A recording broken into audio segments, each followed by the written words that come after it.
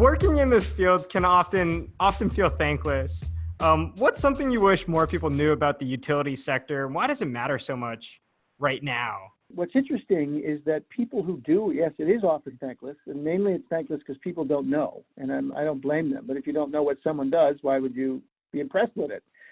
But what's very interesting in the water sector is how long people stay. Most people who work in the utility world work for decades.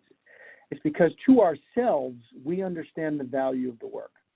There is not a single business and not a single job in Los Angeles or in Washington, D.C. or any other city in this country that could be viable without water services. It's just every job requires water in one fashion or another.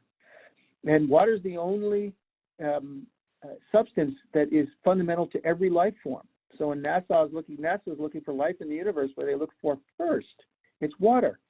And when you're in the utility world and you get to work on delivering a substance that supports every single job and every single life form in the place where you exist, which is everywhere, that is something to be incredibly proud of doing and getting fired up about. And I wish more people are getting to know what that takes and what a fantastic career it is, how fundamentally important and interesting it is. Now there's desal and putting solar over facilities and doing green infrastructure on city streets. And there's just so much opportunity for new talent to come into the water world and really engage. And your company and you are exactly the idea.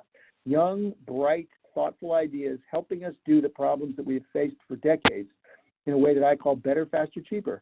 And better, faster, cheaper is something that's great for everyone. And we can do that. And it's when you do it with something like water, which is so fundamental to life, then you can really get fired up.